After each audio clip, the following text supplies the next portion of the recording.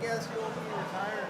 Not Yep. have to worry about it. Yep, that's correct. That is what I will be doing. Sounds good. But, We're gonna flip the coin that goes first, and Sandy doesn't have to go. Whatever you want. First, first question.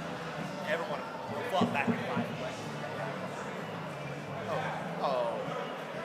But like you go first on the first one, and then Tony on the first one, the second one. yeah, although I don't know what the answer is. How are you going to cut 12? My proposal cut some positions. If you don't want to do that, so what do you want? Start this.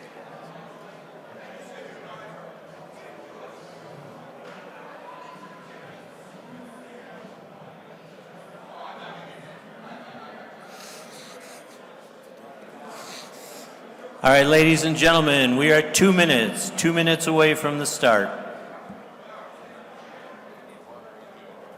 got it, but thanks. No, yeah.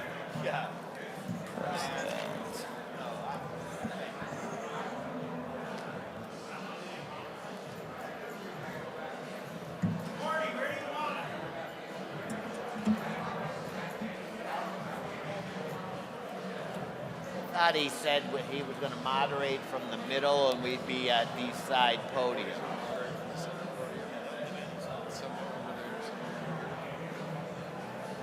So Bruce, do you want to go first on the first question or last? Okay, I'll go first if that settles the question. Sure. No. All right, Tom. He was going to go first on the first question.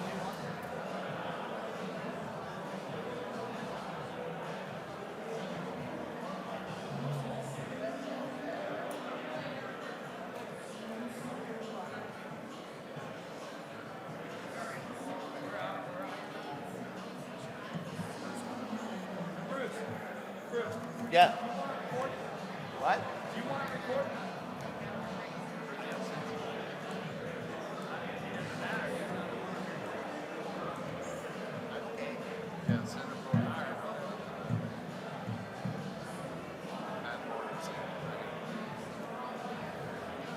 Who you playing?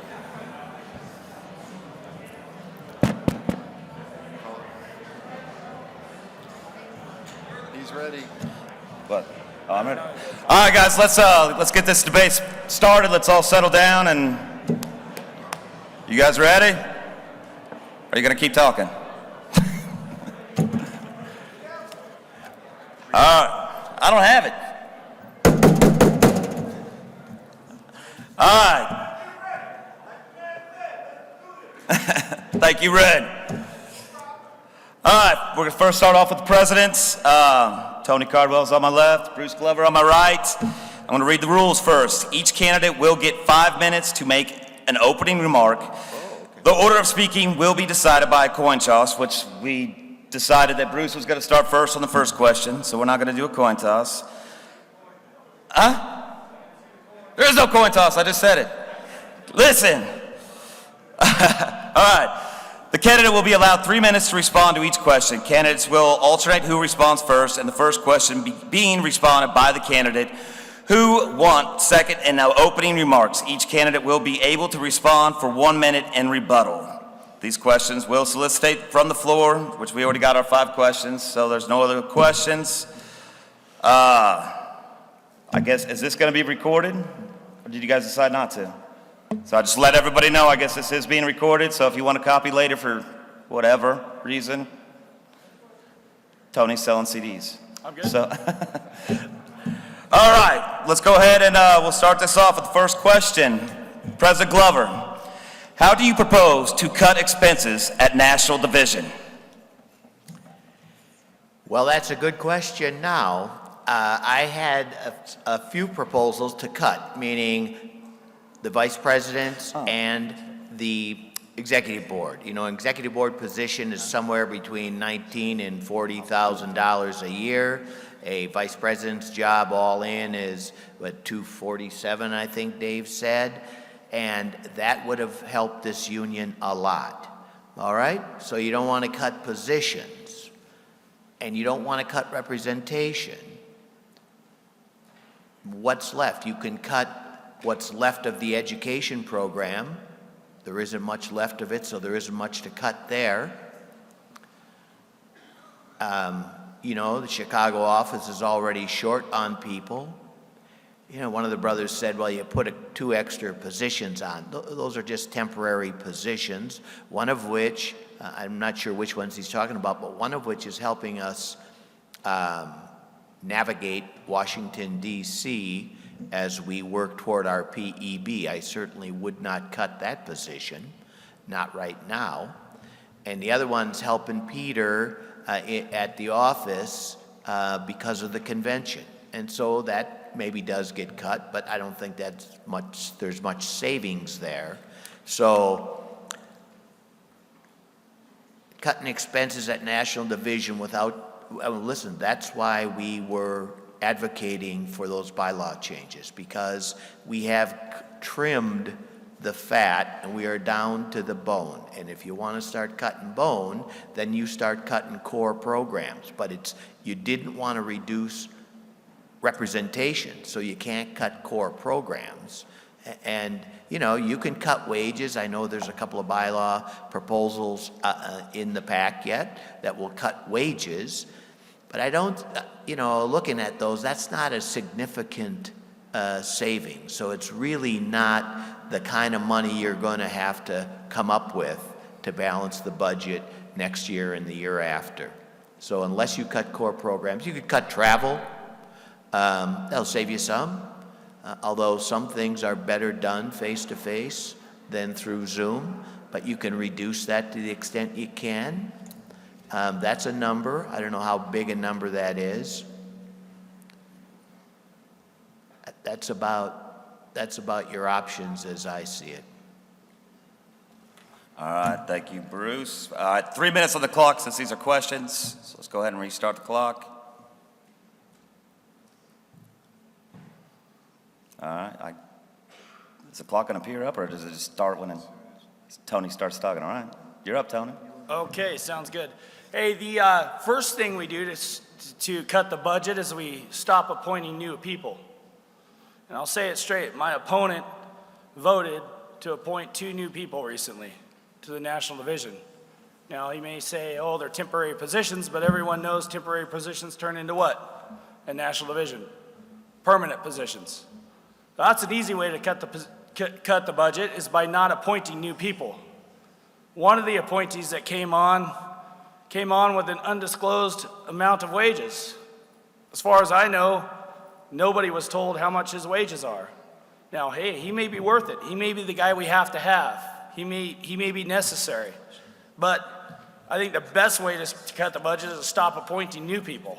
So I find it ironic that there's, you know, ideas of cutting elected officers while they're appointing new appointees to National Division right now. I just don't think that makes sense. That's an easy way to cut the budget. Now, the question isn't really for me. It's for the Secretary of the office and the Secretary-Treasurer. You have to look through the issues line item by line item and figure out what you can cut. There are some easy solutions. I don't think anyone likes getting paper anymore. I think most of the paper that's sent out goes in the trash. Now, I know there's some bylaws that require it, but we need to figure out our way around bylaws and around those requirements and go and get away from paper. All that mailing and all that stuff, it's expensive. That's one easy way to do it. Look, I get a $450 amount for office allowance as an officer of the USD. I think the National Division, if I'm not mistaken, they get $850 or $1,000. I'm not sure what they get. I think we can all voluntarily take a cut in our office allowances. I think these are simple measures. So we can go line item by line item, work with our secretaries. If you talk to the staff there, we have very, very good staff at National Division. That's one thing we do, those are people that do their jobs very well. And if you talk with these folks and you listen to what they have to say, what you'll learn is through consensus and working with other people, they all have ideas.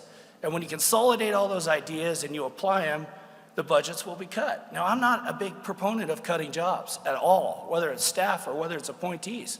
The staff we have is excellent. There's no reason why we need to cut jobs. We need to start with cutting things that are fiscally irresponsible first.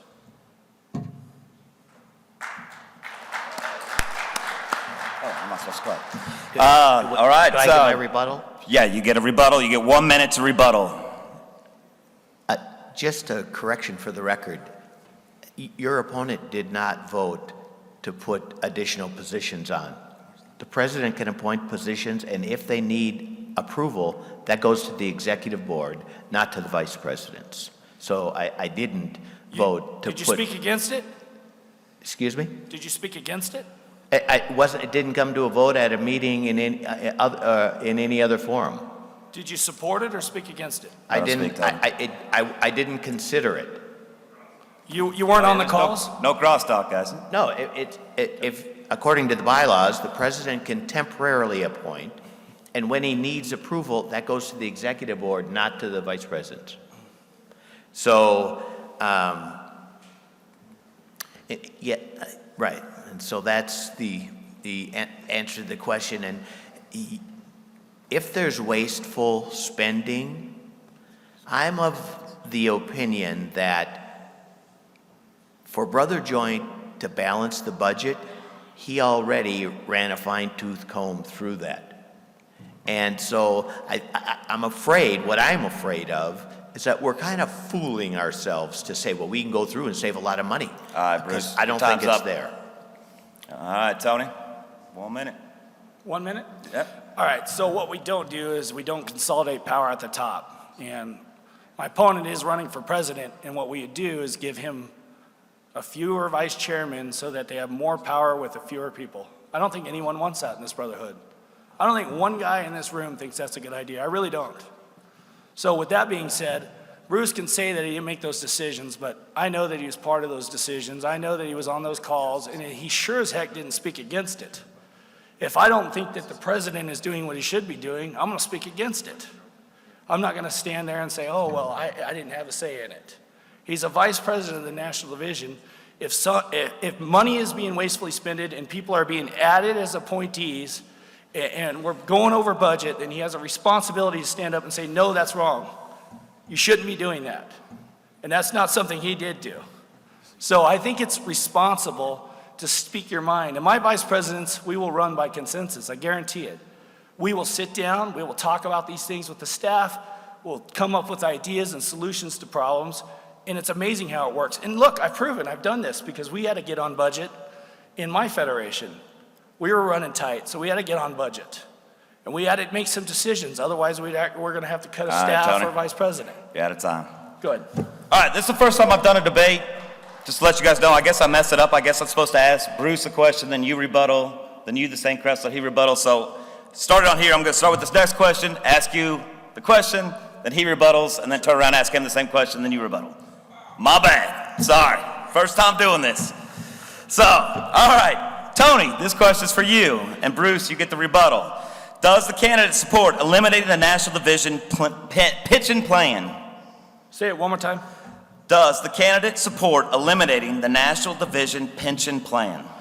So there's legal matters there, and it'd be irresponsible for me to say that we can completely cut it. I think that we're required to pay those that have paid into it. We have to sit down with attorneys, and we have to figure out if we can. I am going to propose that the officers going in, and myself included, I don't need it. I shouldn't get a pension that our members don't get. Does everyone agree with that? I hope you do, right?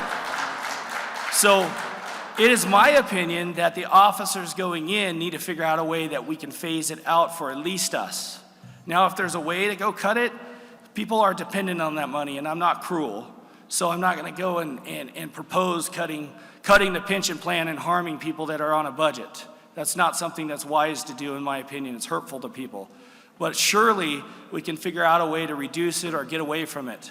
It's expensive, and I do know this. I do know that National Division money was, from our strike fund and whatnot has been transferred to maintain it. So there is dues money that's holding that up.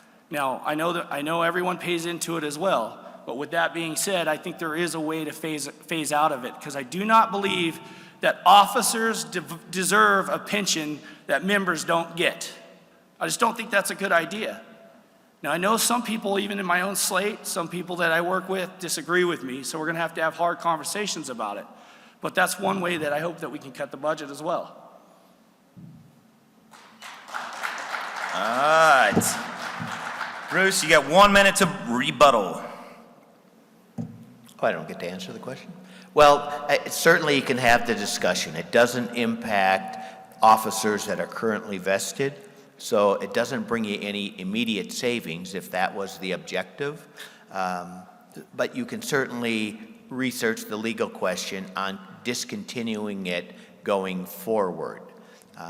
It will be complicated because all the existing employees have, like, in lieu of taking pay increases when there were national increases, they contributed their pay increases into the pension plan. So for the existing employees, you don't get a savings. In fact, if it turns out that you're going to discontinue it going forward and there's some adjustment on people that keep working, you may end up having to increase their wages because you'll have to give them back the wages that they have contributed to the fund. So it's interesting. Brother Bragg spoke on it today about companies cutting fixed benefit pension plans, and it's interesting that Bruce, your time is up. That's where you're. So I'm going to turn around and I'm going to ask you the same question. Bruce, do you support eliminating the National Division Pension Plan? No. Oh, we're starting over again. All right. I'd have that debate, and if that's where the budget requires it to go, then yes. Otherwise, I sort of previously answered it. There's a lot of employees that it's a piece of retention because all your staff are on it as well. And it's a piece of the reason that they stay here and invest in the Brotherhood is because they also get the pension plan. They contribute to it, that's true. And have contributed more with recent pay increases in lieu of the pay increase I previously mentioned. So yes, there are people that would be a big takeaway to employees. If you want to end it going forward for current employees, I think it's a bit contrary to union principle that you are another employer cutting fixed pension plans.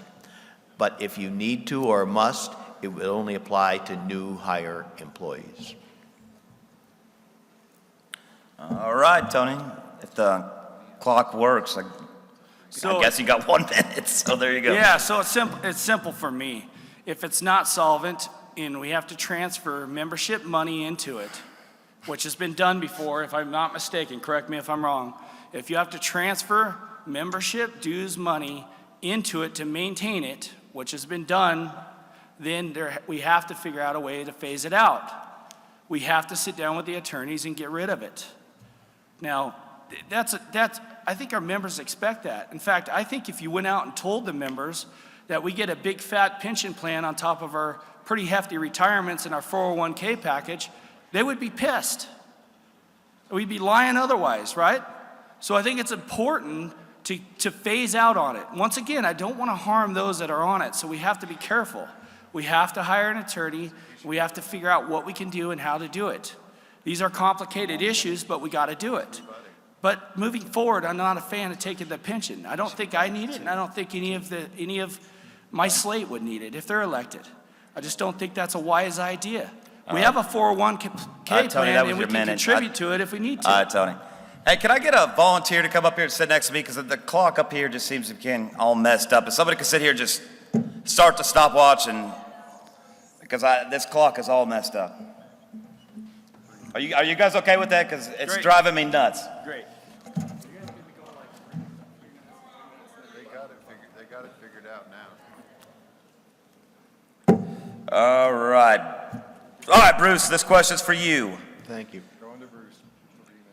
Do you oppose concessionary bargaining? Explain how you could plan on doing that. Absolutely, I oppose concessionary bargaining. That would be one thing that you get from me is no concessionary bargaining. I've been in the business a long time, and I have quite an established track record of bargains that I've made. And one of the things that I've turned down enough offers in my career when they are concessionary. You know, I know that flagman agreement has come up in discussion at various locations. Truth be known, we were offered a flagman agreement with BN several years ago. It was concessionary, and we said, no thank you, not interested. We're not giving up the 40-hour work week, things that workers have worked to gain over their careers. We're not giving them up. The 40-hour work week is on the national carriers' Section 6 demand list. They want it. We've had proposals made to us where, you know, everybody has a rain day rule, right? If the weather prevents work from being performed, you get 3 hours pay and sent home. We've had more than one offer where they would like to have a train day rule. So if there's too many trains today, we don't have to pay you. We'll give you 3 hours and send you home, or I don't even know that they offered 3 hours, but no pay if there's trains. So concessionary, giving things back. So I would not support concessionary bargaining. I never have supported concessionary bargaining. I've worked with plenty of unions in the rail industry that have engaged in concessionary bargaining, and every time that it has happened, that concessionary give back has spread to everyone else. Once one union gives, in the case of that union I talked about earlier, about when typewriters went away, when they gave that back, that spread. The next thing you know, I'm talking to the carmen, and they got an offer very similar give-backs. It's just a cancer. If you go down that path, you're not moving forward. There's no point in making a deal if you're losing, not gaining. So, no, I'm not supporting concessionary bargaining in any way, shape, or form. All right, thank you, Bruce. All right, Tony, you get 1 minute to rebuttal. Yeah, I mean, absolutely. Nobody, I don't think anyone, and I wouldn't accuse anyone in the national division or any in the federations of being in favor of concessionary bargaining. If you are, then you shouldn't be in this business. Now, you don't belong here, right? So it's simple for me. You got to oppose any concessions the carriers are always trying to grab. Now, there's a reference to a 40-hour work week, and we can go into that forever, but that was all dealt with, and that absolutely was going to do our membership give them a huge advantage. What I'm not for is I'm not for dirty scabs doing our work. I'm not for that at all. I'm for getting them off the property. And I believe our agreements need to start mandating our work be brought in-house. And look, you can look at my track record. We have done enumerated agreements on several railroads to remove scabs and bring our guys into the craft and do the work. Actually, a great example is the tie pickup program on Union Pacific. You're out of time, Tony. So now the question's yours. Got it. This seems weird, I don't know, but whatever. It's hard to get used to. Do you oppose concessionary bargaining, and explain how you plan on doing that? Sure. So, look, when we have leverage, we have to get the carriers to work with us to get the work in-house. And I've done that. I've done it on several occasions. As I was stating, one example was we had won, a couple $1 million in tie pickup claims. And rather than just sitting there and saying, hey, everyone, here's your money for the claims, we worked with the carrier and negotiated that work in-house. And we brought tie pickup in-house with the carrier. We're almost exclusively doing it with our guys. And historically, tie pickup has been done by contractors on Union Pacific property. So we were able to bring that work in-house. Now that's moved on to where we're working on a rail pickup agreement right now, to where all of rail pickup on Union Pacific is going to be brought in-house. So these are the type of agreements we have to negotiate instead of just winning claims and sending them on. We got to go hit the carrier and get that work in-house. And it takes a ton of work and a ton of persistence. Now, I know my opponent. He's not a concessionary bargainer. He has a reputation for being tough on issues and fighting for good agreements. I'm not going to accuse him of that. But look, we have to be creative, and we have to have new ideas and revolutionary ideas on ways to get the work in-house. There's a lot to look at. We have a ton of new ideas to bring in to get our work in-house. That's important. we're losing members. At the very least, we got to secure our own work. That's a simple fix not a simple, it's complex, but that's a fix we need to work on. Not only on the national agreement level, but also on the local level. Good enough? All right. Bruce, you got 1 minute to rebuttal. Look, everybody supports bringing work back in-house. I mean, that's a no-brainer. But if bringing the work back in-house means I'm giving up my 40-hour work week, or I'm giving up something or giving up something else, I'm not a lawyer, so I won't speak to the legality of taking an individual member's claim and trading it for work. I don't know that I'm opposed to the idea, but there may be legal ramifications, because at some point the claimant has a right to the claim that was he either filed or filed on his behalf. But I agree, let's bring the work in-house. But I'm not giving up core working condition rules to bring work in-house. I'll get that work another way, and we have gotten that work another way on many subjects without giving up core rules. And I'm not writing an agreement that gives up or says they can send me home without pay or pay me $16 an hour, you know, if they don't need me or they decide they don't need me that day. No, you got the wrong guy if those are the kind of agreements you want to reach. All right, thank you, Bruce. All right, Tony, this is a question for you. What is your plan to educate our members at the local and system level, and what does that education look like?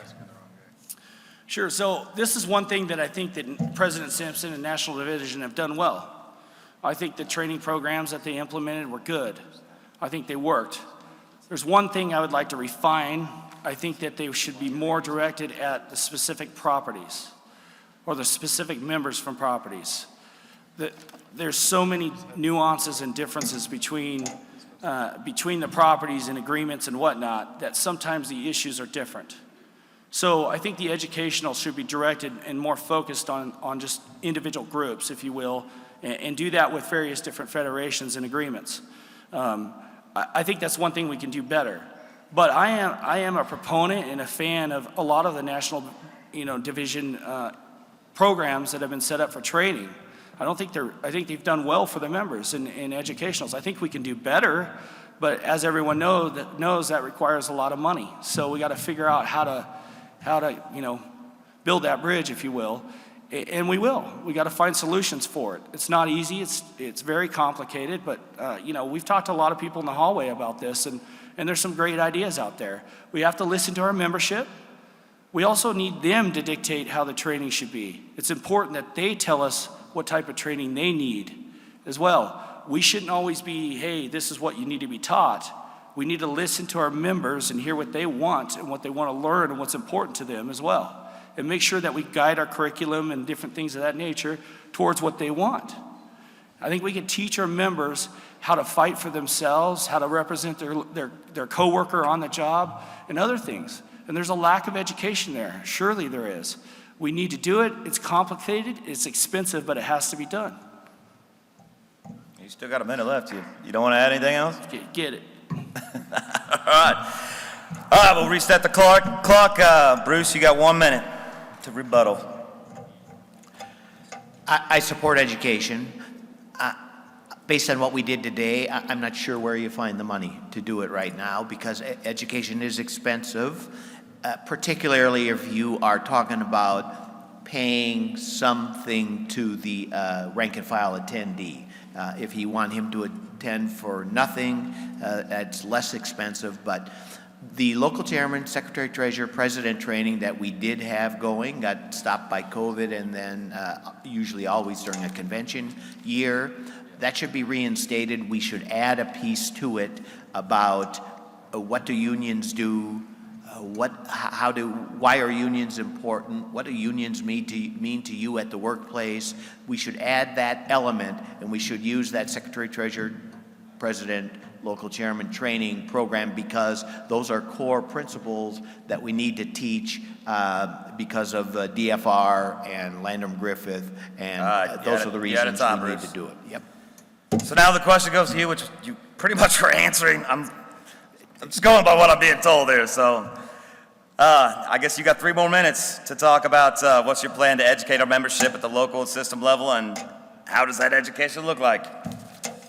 Right. Thank you. You shouldn't have cut me off. Should have just let my time run together. All right. So I sort of said that. So I would revamp, renew, and refresh the local chairman, secretary, treasurer, and president's training, because that is, we have responsibilities in those areas that we get new lodge officers all the time. So we have to keep them trained up so that we don't slip down there. And I said we should add another piece to it. What do unions do, and what's the why are unions important at the workplace? That should be an element that's added to that program for all three of those groups. But in addition, the advanced leadership training that we had going on in Hendersonville was a very good program, but it was a very expensive program. So I don't see us in a position to be able to restart that. Plus, we had sort of exhausted the system officers that wanted to attend. The groups at that location were dwindling. So what we should do is create a new program, and I'm not quite sure where or how we want to do it, but a more in-depth labor struggle study program that gets introduced to help bring new members into the labor movement, new members that are no longer from a union household, new members that actually don't believe or don't support unions. We need to have them understand why unions are important and what happens when you don't believe that unions are important. So that's a program that we need to start. It'll have to be funded somehow. I think we had answers to fund them, but you rejected them. But we will anyhow. And so those are the two areas. We have to keep up our core claims, grievance, and Lyndon-Griffith responsibilities. We need to add a lighter what do unions do to that training segment, and we need to start a newer, in-depth labor study program for members. All right, thank you, Bruce. Tony, you got 1 minute to rebuttal. Look, I think there's one thing that's missing there. You have to engage the membership and find out what their struggles are and how we can advance their lot on the property. How we need to understand better how we can improve and lift them up. That's important.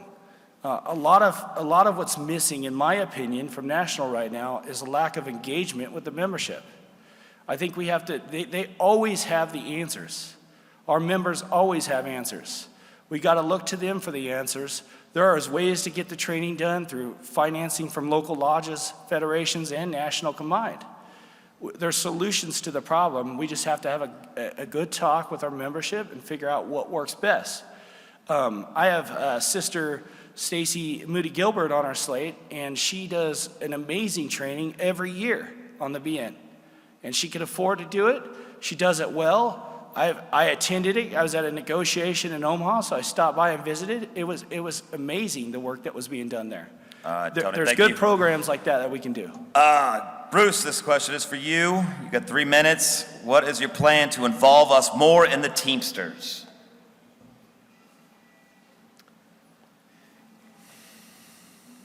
We have departments of the Teamsters that I would like to see us use more.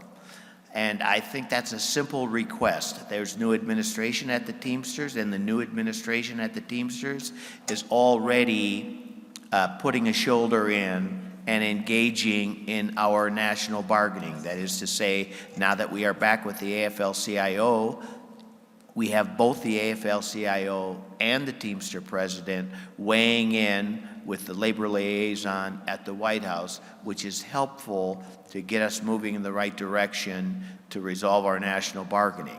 So to keep him engaged in that conversation with our bargaining, he's interested in doing, and I think that's being done, and we should continue that. There's a couple other areas that the Teamsters, I think, could be helpful with for us. They have a pretty extensive communications department. And I think that that would be a good area for us to engage our communications department with their communications department, make ours better, and have a combined, stronger communications department when we put the two together. The other thing, we don't do a lot of big-scale organizing, but when we do organizing, both their corporate research department and their organizing department would be very helpful in those instances where we do engage in larger organizing projects. So those are three areas that I think we should use it. That's in addition to, we already use it for the legislative, and so those are three areas that I would like to see increased. All right, thank you, Bruce. You got 1 minute to rebuttal and then 3 minutes to answer. Look, I think Zuckerman and President O'Brien are awesome. I think the new administration at the Teamsters are phenomenal. They have hit the ground running, and they are already doing some amazing things. And they want us to engage with them. We know that. One thing we can't do, what we have done, is pick fights with them. I think it's important that we work with them and that we engage them in these processes that we're in right now. Look, we're in an important time where we need to be released, and all these different politics need to, be enforced. There's no other group that can help us better than the International Teamsters, period. We have an amazing Washington staff. And for me to sit up here and say exactly what we would do without engaging them and talking to them when I'm elected or if I'm elected, that's unwise. I need to sit down with those folks that work there, that know the inner workings of the Teamsters, and we need to build a plan. All right, Tony, thank you. Now you got 3 more minutes. What is your plan to involve us more in the Teamsters? So, as I was saying, we need to work with these folks. Look, the Teamsters are rebuilding, and I think they're coming back as fierce as they've ever been. I really do believe that, and I know we had a hard time with the old administration. It was tough to get some things accomplished. In addition to that, we have fellow Teamsters in the BLE, and we can't get on the same page with them. And I'm not going to throw anyone under the bus, but we can't send out disparaging things about them and accuse them of things and start fights with them. It's not our job to monitor that union. That's their job. We need to get along with them. Our membership does better when we work together with the other crafts, period. That's proven. And yet we pick fights with them. We have to build relationships back with the other crafts, particularly the BLE, fellow Teamsters. That's crucial. It's important. If we work together and we can build coalitions moving forward in the future, we're stronger. That's proven. So look, we can accuse them of things, and some of it's on us. We need to put it aside. We need to get along with them. We need to stay out of their politics, out of their business, and we need to always offer our support. Sometimes we don't talk about two-man crews enough. And everyone says, oh, crews are going to eventually go away. Well, look, not if I can help it. If we lose crews, then we're in trouble too. The maintenance way will suffer if we no longer have a BLE union, period. So we have to do everything we can to make sure that we help them as well. And in turn, they will help us. We've got to build those bridges and work with them. It's crucial. I think, I'm not going to sit up here and point the finger at people, but I think that we've torn those bridges down over the last few years, several years. I think it's important to rebuild those, have a relationship with those folks and work with them on issues, fight with them. I enjoyed doing the picketing that we did recently with the BLE and SMART. It was awesome, and their members are awesome. Our members in the field get along great. Why can't the leadership? We got to work on these relationships. We got to rebuild them, and then we can work together. In unity, we have power. All right. Thank you, Tony. Bruce, you got 1 minute to rebuttal. I think you're misleading the membership when you say that President Simpson or BMWE doesn't have a working relationship with the BLE, because that's not true. In fact, they do. And I know Dennis Pierce personally, and I've known him since he was the vice general chairman. And Dennis Pierce, though, has a different agenda. His agenda is crew contests. And I'm going to just be honest with you. Dennis Pierce doesn't necessarily embrace the Teamsters being involved with his bargaining. And so you have a bigger hurdle there than you understand. And we have to be careful here because all of the other rail unions are AFL-CIO. The only one Teamsters is us and BLE. So you have to really, and Dennis does a lot with the AFL-CIO. That's why us getting back in the AFL-CIO was so vitally important, particularly for our bargaining. So we really need to embrace all the other unions through the AFL-CIO and move Dennis along to the extent we can to use up the Teamsters as I'm going to give you guys 5 minutes now for like a closing statement. Tony, I'm going to start with you, and then you'll have 5 minutes, and then Bruce, you have 5 minutes, and then we'll go on to the Secretary-Treasurers. Sure. Look, is it on? Okay. So look, it's simple to me. We've had a lot of the same, and we've been doing the same things for years, and we've suffered. Our membership has suffered. We talk about our budgets and losing members and all these different things, right? When you don't engage with the membership from the leadership level, and they don't, I don't care what anyone says, National Division does not effectively engage with the membership, and that's the biggest problem that we have. Our membership is our strength, it's our power. If we don't work with them and we don't talk with them and we don't go to their meetings and we don't join them on the picket line and the list goes on, then we will never, ever go stronger, period. It can't happen. Our membership is our strength. And if you don't think that the National Division officers right now, or at least my opponent, is disconnected from the membership, then say so. I think every member out there just, they don't see him. They don't see him on the property. They don't see him in various different meetings. It's important that we engage with our members, that we're very proactive. That's where our power comes from. And I think that's crucial. I think that's the most important thing that we can do. Look, when it comes to fighting issues and whatnot, I say this over and over and over again. We do not win good agreements by sitting in boardrooms with lawyers.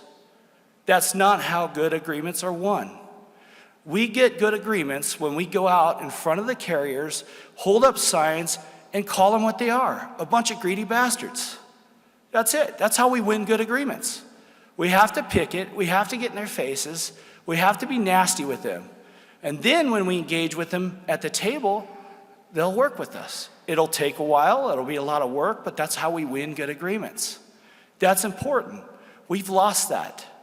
For years, we thought that we could win good agreements by making a better argument in the boardroom. The railroads have better attorneys, not better, we have great attorneys, but they have more attorneys, they have more money than we do. We don't win contracts by making arguments in boardrooms. We have to engage them on the property. We have to get in management's face. We have to empower our membership. Our membership needs to become more aggressive. Those are things that we have to teach them what they can do to engage the carrier in a way that empowers them, right? That's important, empowers the membership. I'll give you my 2 minutes, Bruce, go for it. All right, Bruce, you got 5 minutes. This is my closing statement, I suppose? Yep, this is your closing statement. Listen, okay, the difference between us is what you get with me is a very deep field of experience in bargaining. Claims handling is crucially important. There's no point in reaching an agreement if you can't enforce it. So handling claims is important, but it is a different skill set than bargaining agreements.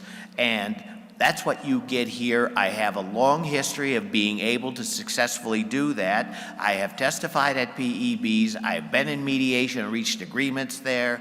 I have a working relationship today with 4 or 5 of the presidents of the other rail unions. That's helpful because we are all in this same boat. And what you get with me, my effort, one of my first efforts after we find a way to conclude the current round, which it sounds from President Simpson it could be happening very quickly, is to rebuild pride in this union. We rebuild that by getting people to quit tearing it down, quit saying that it's no good, celebrate our victories, and get people interested in participating, and we'll build that union power. I agree with the campaigns. What I'm not a big proponent of on this picketing is a one-off. I don't think the membership or your bargaining efforts get a lot of bang on a one-off little picket here, picket there. What we did in 229 was we had an organized, long-range, repeating program of pickets nationwide of all the shippers. We had that prison T-shirt campaign. You know, some of us went to jail when we occupied the National Mediation Board, but we picketed in Washington, D.C. We had a set, organized campaign that went the entire length. And that didn't really move the carriers very much, but it moved Rich Trumpka, who at that time was the head of the AFL-CIO, that he wanted to get involved and help us, and he did help us. And we were able to get a PEB and deliver the best contract of most of our working careers. So I am an advocate. Somebody last night said, oh, those tactics that you used in the 1990s, that's not the way we can do it today. That is just so wrong, and it demonstrates that people don't have an understanding of what struggle is. Because you know what? Those tactics we used in 1990 are the same tactics that they used in 1890 and in 1826 and in 1920 and in 1930 in the 60s and in the 70s. They may have taken the baseball bats out of our hands, but we still do, whether it's the civil rights movement or the labor movement, it is the same campaigns today as it was then. And when we can reinvigorate that, when we can show the members that we were fighting, after PEB 219, I can remember that I thought we were going to lose our union. I did. The membership, we had them all ramped up to come with us on 219, and then we got our asses kicked from 219. And the membership after that left us. That was how my heart felt. And we went on an extensive campaign, and I'm going to tell you when they came back, when we started to do things, when they saw us fight those arbitrations, and thankfully we got a win or two. You know, you don't always get guaranteed a win, but when we got a win or two, then they started coming with us. And when we built that campaign, step after step after step, when they saw the union working, that's when they started to come back and support us, and that allowed us to move forward into our next round of bargaining and secure a decent contract. So these aren't new tactics, but they also, to me, aren't effective as one-offs. We have to have an organized long-term campaign. Last round, people say, we didn't do very good last round.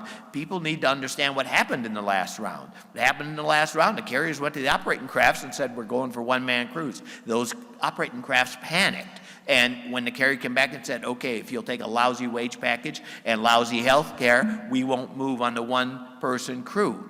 And that's what they did. And then anybody that knows something about bargaining in the Railway Labor Act and in the rail industry knows that once you have a pattern, you're kind of stuck. And so that's why we tried the end around to at least save our health care. It was a good effort, and we had a good case. We just didn't win. But those are the things that you get. Thank you. Your 5 minutes is up. But no, man, thank you guys, both you guys. This is a big deal to me. I think this is the first time in history that two candidates have ever debated. I know it got shot down on the floor, but I think it was great that you guys agreed to do this, so thank you.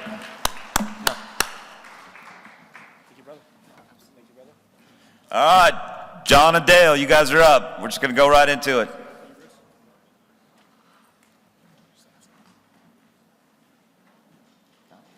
So we're going to do 5-minute openers, right? No, I think this. Or close them. You want to close them? Oh, I'm gonna do the close. Okay. So we'll do 3-1, 3-1. just 3 and 3. Let's just ask him quick, because that was weird and clunky. You know what I mean? 3-3. You tell me what you want. Yeah.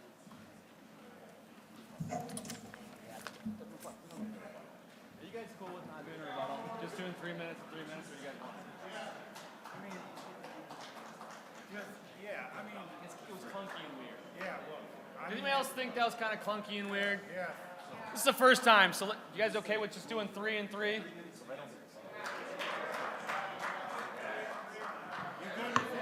You good with that, Dale? What's that? If you just do 3 and 3, that was kind of clunky and weird. 3 minutes? If you guys want to rebuttal, you can, but... If you take the question first and then I get the question, I can rebuttal a little bit towards that. And then the same thing. All right, that's what we're doing.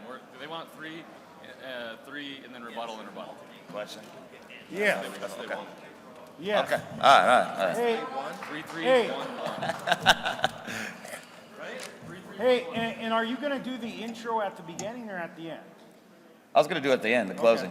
Do you guys okay with the closing, or would you rather do it open? We do a close. All right, here we go. With Secretary-Treasurers, the rules are pretty much the same, except we're only gonna ask 3 questions this time, and we're gonna go question, rebuttal? No, you're going to go question. You're going to give him the question, and then I'll take the same question. And then the next time, I'll take the question first, and then he'll take the question. Is that, we good with that? All right, no rebuttals then. All right. That works. All right. It is a rebuttal. No, they don't want No, they don't want to do the to rebuttals. do rebuttals. They just- All right, who's going first? Do you guys want to flip a coin, or somebody? You get a rebuttal in your time. You get 3 minutes, you get 3 minutes. Okay. That's fine. Okay. All right, who's going first? You guys want to flip a coin, or? I don't care. Dale, you want to go first? John just said he'd go first. All right, John. 3 minutes on the clock. What do you plan to propose as a budget to spend in the black without raising dues? Spending the black. There's not this. So the first thing I want to say is Tony brought up that allowance. On our federation, we have home offices as well, and we do not get a stipend, and our guys would lose their mind about that. At National Division, last time at the convention here, it was actually voted down. We had a heated debate on it, so they shouldn't be, no National Division officers should be getting that. That's the first thing I would do as Secretary-Treasurer is remove that. I think nobody should get that. I mean, they're the benefit working from your house. The next thing is obviously the building locations and different stuff. And the building location in Chicago and Novi have to be looked at. I know we just moved offices there in Chicago, but it is something that really needs to be addressed. And I can't sit up here and be like, we're going to do X, Y, and Z on this budget because I'm going to have to get all the detail reports. I'm going to have to get the credit card statements and the expenses from all the National Division officers and do a thorough review on it. And I hope whoever the president is gives the Secretary-Treasurer that ability to really hammer home and be the gatekeeper on the expenses and different things like that to make sure it's kept in line. Because with appointees, different things, the way the bylaws are structured, they do have some ability to hurt the budget. And so if the Secretary-Treasurer is recommending, no, you should not appoint this person, or no, we cannot do that, we have to adjust it, it shouldn't be overruled, because then I'll be up here in 4 years talking about how we went over budget, and they'll be like, why didn't you do this? And so I'm very hopeful on that. Some of the other things that I want to do to try to limit the expense is try to make sure that we do remote meetings.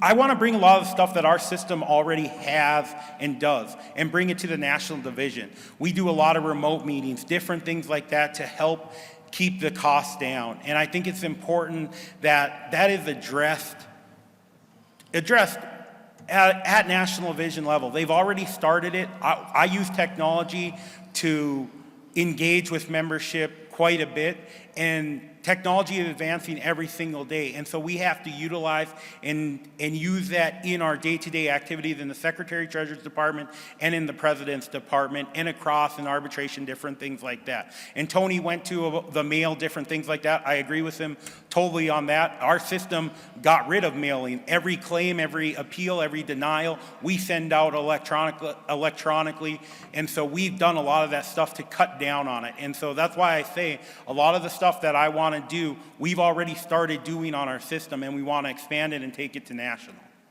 All right, thank you, John. Dale, same question. You want me to repeat the question? Yes, please. All right. What do you plan to propose as a budget to spend in the black without raising dues? Well, I think the first thing you got to do is when you propose a budget, you have to propose it, you have to put it before your officers, you have to put it before the board, who you're asking to approve the budget, and then not spend above and beyond what you proposed earlier in the year, and then spend $1 million more on it. So that's one thing that you can do is when you propose a budget, you stick by it. And also, there's some bylaws that were rejected from the bylaws committee on a balanced budget that was proposed from one of the systems in here, I don't remember which. A balanced budget's important. Brother Glover spoke to it. We're all speaking to it about what we would propose to do it, and that's the first thing that you do. I don't disagree with Brother Mozinski's idea about doing the remote types of meetings. I've done a few appeals recently that we did do over Zoom, and hopefully that saved the National Division some money. We've been pretty busy with that stuff. So I think that is the key part in operating in the black and not being required to raise dues. When a budget is proposed to the E-Board, and if I'm the one, should I get elected, should I have to go before the executive board and propose them a budget that we are looking to spend for the fiscal year, well, I have every intention on staying within it. Now, the one thing is things come up. Sometimes you got to spend emergency money. Sometimes you do have to go back to the board, or you don't have to go back to the board. We've seen that. You have to maintain your budget, and you have to have, I believe, a balanced budget provision within the bylaws that gives the executive board a little bit more oversight that I thought they already had to balance the budget and maintain your spending. All right, thank you, Dale. All right, this question's for you, Dale. How are you going to fund all the education and all the other departments with the loss of dues? Well, I think with the education part of it, when COVID hit, obviously, we didn't cancel, but we weren't doing anything for a while. So that was kind of money that I think may have went to other spending during that period. How do I plan to reinvigorate the education portion of it? Well, I think, first of all, we got to see what our budget, what our money situation looks like. Now, I've heard a lot already early this convention that we're cutting into bone and we're on narrow budgets. I had a question, I still don't have an answer as to why the strike fund is under $15 million. So I guess to answer that question would be that, at least to start, some of the education, we might have to go virtual on some things, maybe not everything, but depending on what kind of money that we have in our bottom line, we might have to make some adjustments to at least start educating our members in alternative ways. And I know that some systems are doing that. I also know that before there was other systems, when they had educationals, other systems would send people there. I think that until we know what those numbers are and until we know that we can afford it, then we're just going to have to find alternative ways to educate our membership until we have the funds to do it. All right, thank you, Dale. Same question. You want me to re-ask it, or do you got it? Re-ask it. All right, here we go. How are you going to fund all the education and other departments with the loss of dues? So it goes to, our system used to do educational. We took 2 years off because of COVID. And so we used to do an educational system very in depth. We shared what we did with the other federations, and they utilized what we did. We brought a lot of people in and different things like that. This goes back to, however, what we're talking about on, you have to go and break down that budget. I can't sit up here. I'm not on the e-board. I don't get to see all the books and different things like that and the in-depth stuff. You have to look at that. And so you have to look at, education is obviously a big important thing that everybody's hitting on. And so what we have to do is use the technology to our advancement. Similar to Zoom meetings, we've got to use Zoom meetings, but it also evolves from there. There's ability to do different things, like with the big system gains. It's not just education for officers. I think we miss that point. We need to get out there and do educational to the membership, the actual members out there, not just the officers, because that's That's what people aren't picking up. It's like the RLA. We get a gang in, we bring somebody that's an expert on the RLA for that night there. It doesn't have to always be a full 3 days where you're paying for everybody. You can have we do a lot of gang meetings on our systems and across the country on BNSF. And what I think would be great to utilize is when there's a gang working there, is you have a gang meeting that night and you call it a gang training, and we get very good turnouts there. And so you bring somebody in an RLA.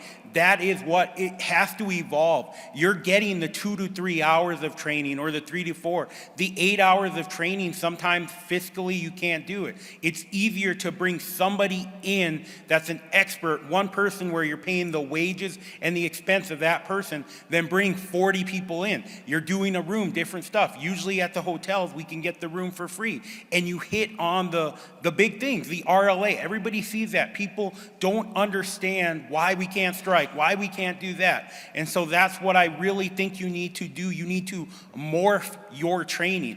It isn't the week-long thing. It isn't that. You need to hit them in spurts. You need to hit it in spurts because it isn't overload. Look at how many new guys are here.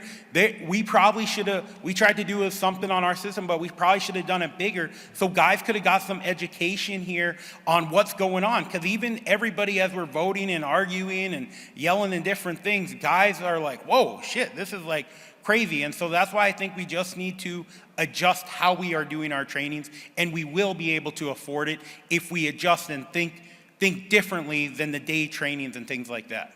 All right, thank you, John. The next question, John.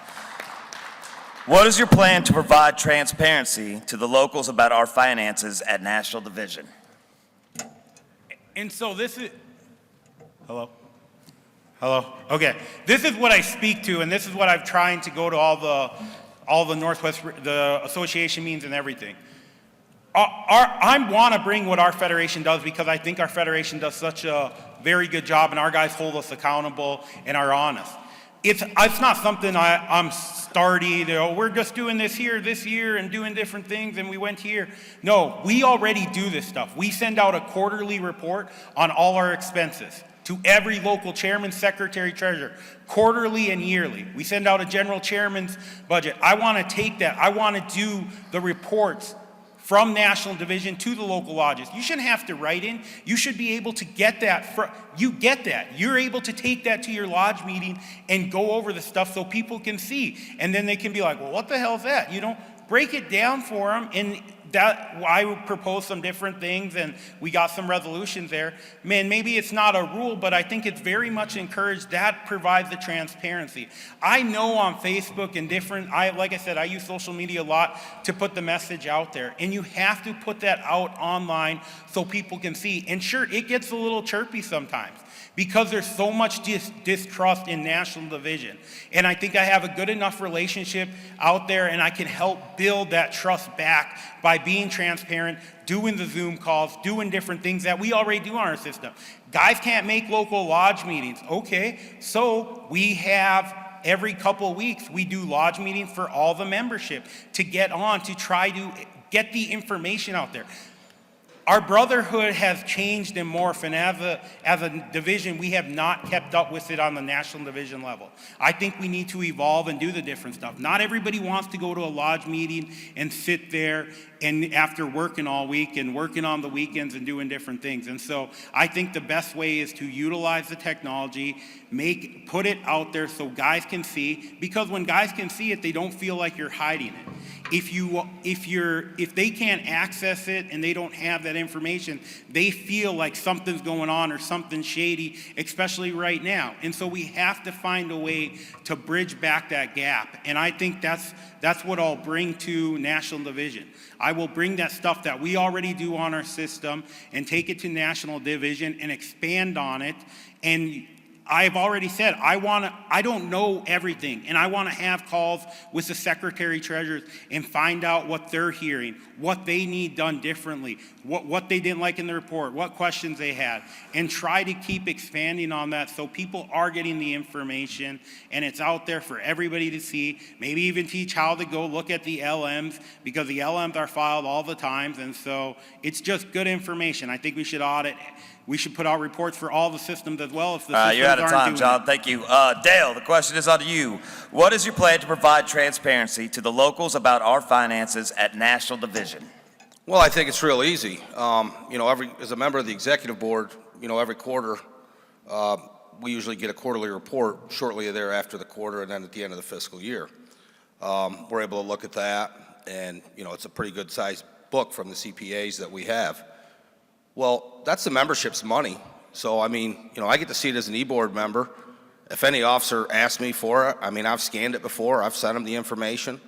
But I don't see that there's any reason whatsoever that the locals, even, the local lodges, whether it's, the local lodge officers or the locals down to the members themselves shouldn't be able to review that. I think they'd find it interesting. Honestly, I just think they'd find it interesting if they did read it, that we spent close to $1 million last year on system reorgs. That was something the members didn't necessarily ask for, but if you look at the end of the FY 2021, that wasn't proposed in 2021 at the meeting for the proposed budget, and then you look at the end of the year, we spent almost $1 million on system restructuring. So I think the members should have a right to know what the National Division is spending their money on. So I don't have a problem providing it to whoever wants it, and I think to the local officers or the local lodges, I don't see that it's an issue. It's the members' money. They ought to be able to see it. Thank you, Dale. All right, you guys both get 5 minutes for a closing statement. We're going to start off with you, Dale. You got 5 minutes. All right, well, I didn't prepare anything. I think most of you in here know who I am. My name's Dale Bogart. I am running for the Secretary-Treasurer, as you know. That's why I'm standing up here debating my brother, John Mozinski. I was the general chairman for 10 years of the Northeastern System Federation. Proud to do that job, one full-time officer. I had a great secretary-treasurer and brother Renato Rufo. We had a great board. We worked well together, and I can tell you for a 500 and change member federation, when the federation was busted up, or we closed down due to the restructure, we had close to $500,000 in cash, assets, investments. There wasn't any bill that didn't cross my desk that we didn't write the check for, or that we didn't approve. We ran a pretty fiscally responsible federation. I pride myself on the trust that the members put in me 4 years ago to represent the Northeast region as their executive board member. And I will tell you, over the last 4 years as an executive board member, I got an education. I actually learned some things I didn't like to learn, or didn't know, I guess. That's not a lack of experience, just some things I didn't expect when I took the job. So I just stand here before you. For those of you who do know me, you know who I am, you know what I stand for, and you know my integrity. I work hard. I've worked hard for this brotherhood. I want to continue working hard for this brotherhood. My commitment is to our members, to our future, and to our success. And again, I just ask you to support me tomorrow, and let's move forward. New days ahead. Thank you. Thank you, Dale. John, 5 minutes for your closing statement. So, John Mozinski, I'm the BurNor General Chairman. We cover from Wisconsin out to the West Coast on BN Districts 100, 200, and 300. We have 29 locals, roughly about 2,000 members. I was the Vice General Chairman in North Dakota from 2012 to 2014, and then I was the Vice Chairman, Secretary-Treasurer, and then I was elected the General Chairman of the BurNor System Federation in 2020. And so we have dealt with a lot of things, especially coming in there. I'm a big guy on technology and different things. And so, like I said, really getting to national and see, I think I have a very wide range of different ideas and thoughts and changes I can make. We worked a lot on making a server. I know some systems don't have them, some use Google Drive, different things like that. But we did a server. We utilized technology very well on our system, cutting down on costs for postage, different things like that, and trying things that normally people weren't doing at the time. And like I said, we've been engaging with the membership across BNSF for a while now, and we put out accurate information to make sure that members are well informed. So it's not just on us. And it's something important to me that we try to be very transparent with all members. And so when we're here today and this week talking about different things, it always strikes me, you know, that people have so much different opinions. And I understand that officers here at stuff have different opinions, but I'm always trying to reach the members, because we always talk about, let's build our union up, let's get guys there, let's get a huge amount of people at the local lodges. And so some of the stuff I bring is to get the membership, the guys that are pissed off at the union and different stuff. And so that's what we've seen with our transparency, that it gets them. They're not sitting there harping on some of the stuff because they see it.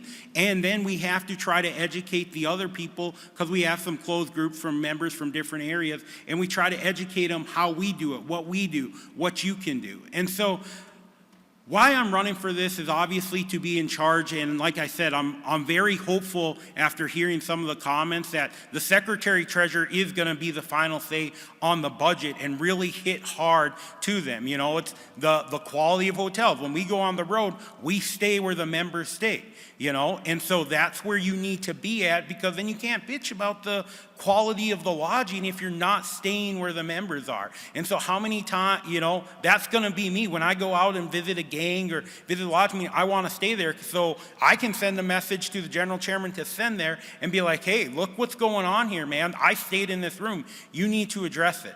And so I'm going to try to bridge the gap, do different things with other federations, because even in National Division, we're not a white horse riding in to save the federation. The federations and divisions have a lot of autonomy that they get to do and conduct their own business, and we're there as support to help. We control National Division bargaining, and that's what we're going to do.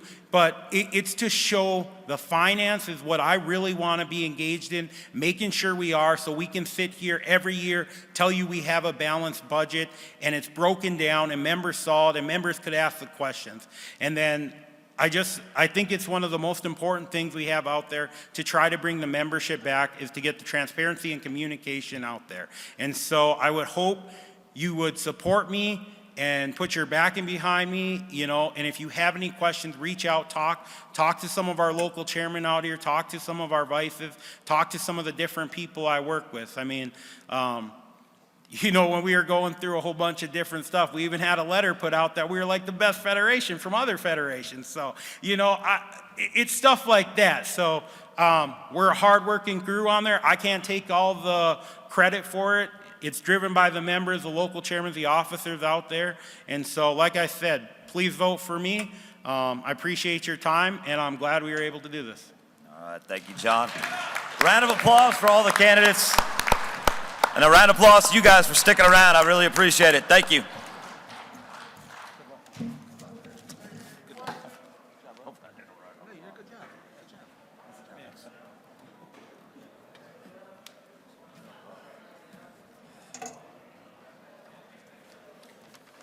4 years, we'll be a little less back and forth, Ryan. We'll get it down.